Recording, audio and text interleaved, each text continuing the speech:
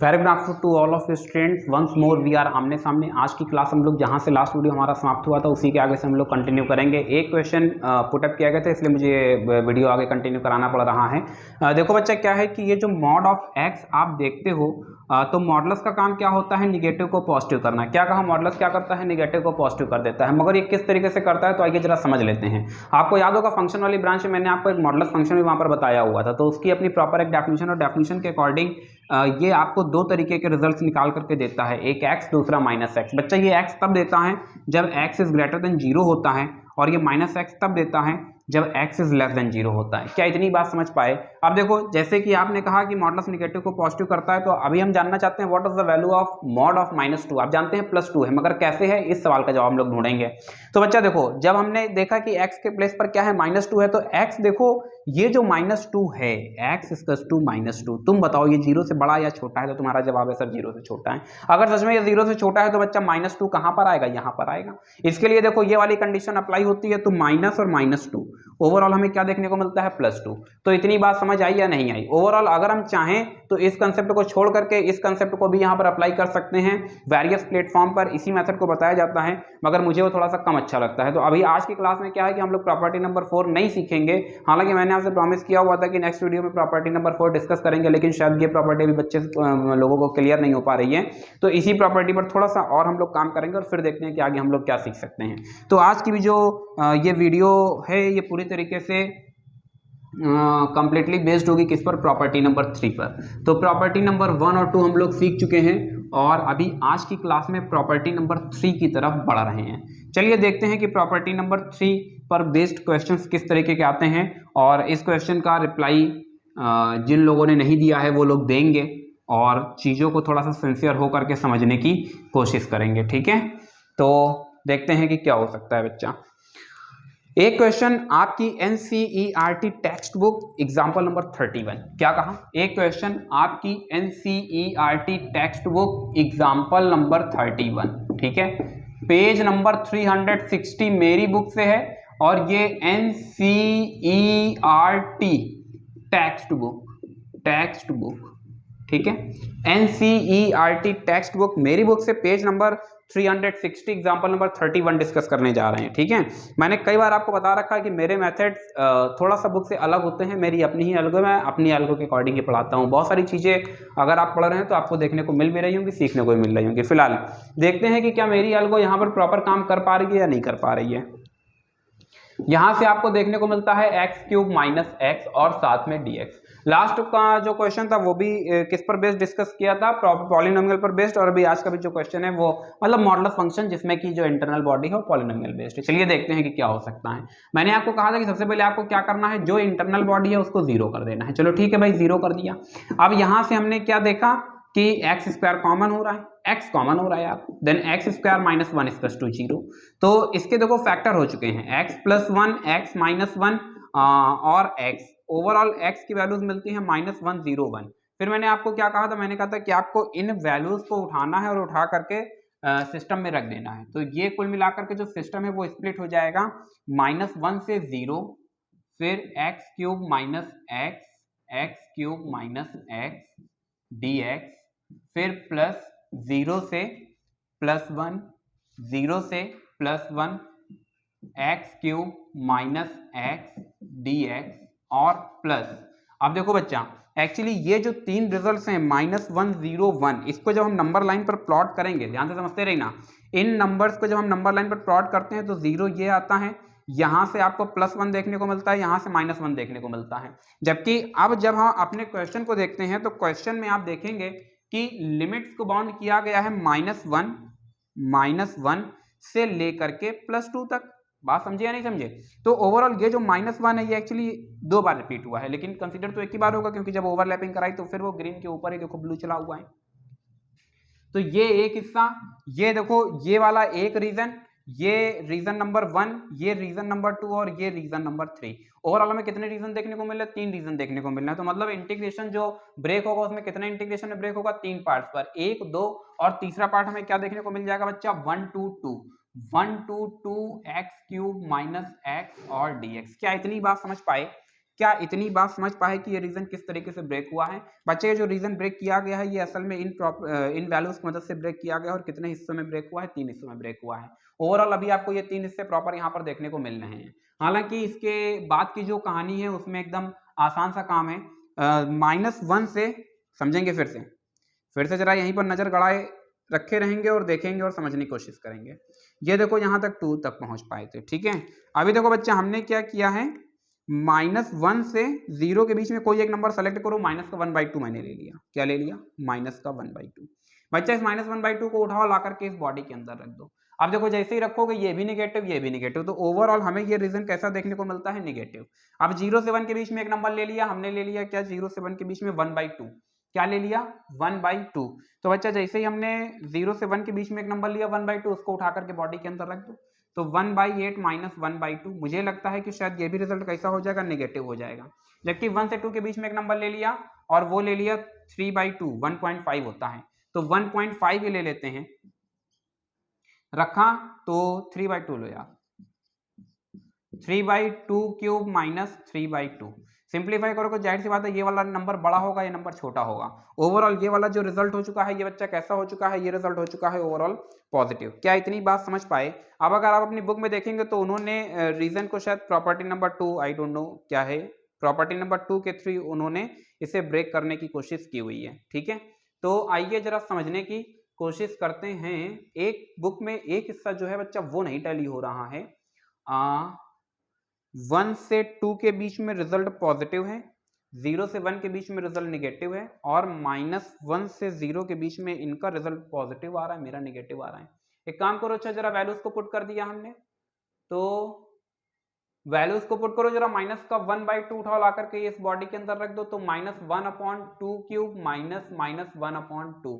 इसको सिंप्लीफाई करते हैं तो माइनस का 1/8 प्लस 1/2, सिंप्लीफाई किया तो -1/8 प्लस 4 2 जा 8, हाँ पॉजिटिव आ रहा है, ठीक है। तो ये रिजल्ट कैसा हो चुका है? पॉजिटिव हो चुका है। तो ओवरऑल अभी जो रीजन कितने हिस्सों में डिवाइड हुआ है? 3 हिस्सों में डिवाइड हुआ है, 1 2 और 3। एक पॉजिटिव फिर नेगेटिव फिर पॉजिटिव। ओवरऑल इसी कंसेप्ट को अब यहाँ पर अप्लाई करने जा रहा है और अभी आप देखेंगे तो ये रीजन अब बच्चा कैसा हो चुका है? पॉजिटिव हो चुका है। मॉडुलस हट जाएगा और मॉडुलस अपना चमत्कार नहीं दिखा पाएगा। अब सवाल ये है कि मॉडुलस अपना चमत्कार क्यों नहीं दिखा पा रहा है? तो ये देखो जवाब ये है कि अगर हम पूछे मॉड ऑफ 2 की वैल्यू तो बच्चा आप जानते हैं कि उसका आंसर 2 ही होगा। आप जानते हो मॉडुलस क्यों अपना चमत्कार नहीं दिखा पा रहा है? क्योंकि ऑलरेडी जो वैल्यू है वो बच्चा कैसी है? पॉजिटिव है। यहां से देखते हैं, इसको जब हमने देखा तो 0 से 1, और ये जो रीजन है इसमें इसके पास एक नेगेटिव साइन रहेगा। ये किस भी आप पर बता पाए हैं? यहां से देखो साइन चार्ट की मदद से। इस चार्ट को कौन सा चार्ट बोलते हैं? साइन चार्ट बोलते हैं। हरिओम। इस चार्ट को कैसा चार्ट बोलते हैं? साइन चार्ट बोलते हैं। बच्चा यहां से अब हम देखते हैं आगे, तो ये 1 से 2 एक्स क्यूब माइनस एक्स की जब हम बात करते हैं तो ये 1 से 2 के बीच में रीजन हमारे पास कैसा आया है? पॉजिटिव आया है, मतलब x cube plus x, sorry minus x dx। इसके बाद अब आप समझदार हैं और आप लोग इसे इंटीग्रेट कर सकते हैं। आप जानते हैं इसे कैसे इंटीग्रेट किया जाएगा, ऑलरेडी बुक में ये प्रॉब्लम सॉल्व भी है। हालांकि प्रॉब्लम का जो कॉम्प्लिकेटेड पार्ट था वो मैंने आपको सॉल्व करके दिखा दिया है। अभी आप देख पा रहे हैं कि ये जो हिस्सा है जो बुक से बिल्कुल अलग है और ये किस तरीके से वर्क करता है आपको आसानी से समझ आ रहा होगा। ऐसी मैं उम्मीद कर रहा हूं, अगर नहीं समझ आया तो आप फिर से मुझे कमेंट सेक्शन में अपना कमेंट लिख सकते हैं। फिलहाल अभी हम लोग एक और भी अच्छे क्वेश्चन की तरफ बढ़ रहे हैं, क्योंकि आप बार बार बोलेंगे कि सर मॉडुलस के अंदर क्या हमें पॉलिनोमियल ही मिलेगा, तो ऐसा नहीं है। हाँ, मैक्सिमम क्वेश्चन पॉलिनोमियल बेस्ड पूछ लिए जाते हैं, मगर आज की क्लास में एक बहुत ही ज्यादा जबरदस्त टाइप का क्वेश्चन डिस्कस करने जा रहे हैं और देखते हैं कि उसको हम लोग किस तरीके से सीख सकते हैं, ठीक है। तो ये जो भी आपको साइन चार्ट मेथड मैं आपको बता रहा हूं, ये साइन चार्ट मेथड शायद कुछ लोगों को याद आ रहा होगा जिन लोगों ने ठीक तरीके से मुझसे पढ़ा है लीनियर इनइक्वालिटी क्लास 11th की,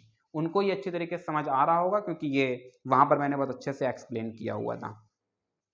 मेरी ही बुक से पेज नंबर 368, मेरी बुक से पेज नंबर 368, और इस बार हम लोग डिस्कस करेंगे एग्जाम्पल नंबर 44। मोस्ट इंपॉर्टेंट है, मोस्ट इंपॉर्टेंट। कितनी ही बार सीबीएसई में पूछा गया है बता नहीं सकते हैं। बात समझे या नहीं समझे? इसका एक जुड़वा भाई और भी है, वो कॉस के लिए सिंप्लीफाई किया जाता है। तो चलिए देखते हैं कि ये क्वेश्चन बेसिकली कहना क्या चाहता है। एग्जाम्पल है -1 से 3/2, क्या कहा? -1 to 3/2 एक्स और फिर साइन पाई है, ठीक है। यार यहाँ पर ग्राफ थ्योरी थोड़ा सा जो है ना हो सकता है कि सोल्यूशन कुछ कम समझ आए, क्योंकि फंक्शन मैं कोशिश करता हूँ कि जल्दी स्टार्ट करूँ, बच्चा थोड़ा सा समय नहीं मिल पा रहा है, मैं क्या करूँ यार। चलो देखते हैं। मैंने क्या बताया था कि जब भी इस तरह के क्वेश्चंस आते हैं, मॉडुलस बेस्ड क्वेश्चंस होते हैं, तो वो किससे सॉल्व होते हैं, प्रॉपर्टी नंबर 3 सॉल्व होते हैं। प्रॉपर्टी नंबर 3 में हम लोग क्या करते हैं, जो लिमिट है उसको तोड़ देते हैं, स्प्लिट कर देते हैं, ठीक है। तो स्प्लिट किस बिहाफ पर करते हैं, ये उस प्रॉपर्टी का एक थोड़ा सा टेक्निकल पॉइंट है। तो हमने क्या किया, हमने जो भी मॉडुलस के अंदर है उसको जीरो कर दिया। एक तो x इक्वल टू 0 हो गया, एक sine pi x equal to 0 हो गया।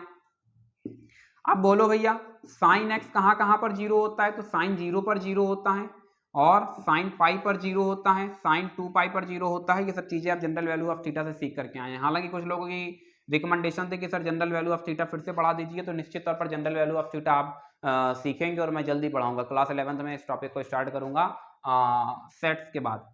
यहां से देखते हैं, पाई x इक्वल टू 0 मिलता है, पाई मिलता है और 2 पाई मिलता है। काम करते हैं, पाई से पूरी इक्वेशन को डिवाइड कराते हैं, तो हमें देखने को मिलता है क्या, 0 1 और 2। अब हमने आपको क्या बताया था कि ये जो भी यहाँ पर नंबर सभी आपको देखने को मिल रहे हैं, आप इनको नंबर लाइन पर प्लॉट कर देते हैं।